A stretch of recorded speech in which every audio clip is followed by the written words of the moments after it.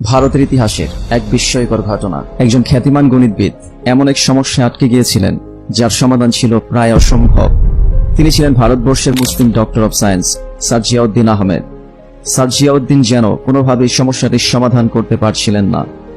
এই সমস্যার সমাধানের জন্য তিনি জার্মানিতে যেতে চেয়েছিলেন, যাতে সেখানকার বিজ্ঞানীদের সাহায্য নিতে পারেন।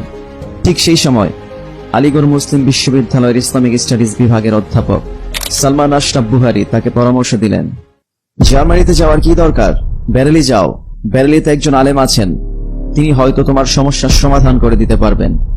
এই কথা শুনে ক্যাম্ব্রিজ বিশ্ববিদ্যালয় থেকে গ্রাজুয়েট স্যার জিয়াউদ্দিন আহমেদ কিছুটা অবাকই হলেন। তিনি মনে মনে ভাবতে লাগলেন, যে প্রশ্নের উত্তর আমি খুঁজে পাচ্ছি না, সেটা কি একজন ধর্মীয় পণ্ডিত দিতে পারবেন? তবে কৌতূহলী হয়ে তিনি বেরেলি চলে আসলেন। তিনি সেই আলেমের সামনে প্রশ্নটি রাখলেন এবং বিনয়ের সাথে বললেন। অবাক করা বিষয় হলো, সে আলেম ব্যক্তিটি প্রশ্নটির সমাধান এত সহজভাবে দিলেন যেন এটি তার জন্য কোনো সমস্যাই ছিল না। এই ঘটনাটি ডক্টর জিয়াউদ্দিন আহমেদের কাছে আশ্চর্যজনক ছিল।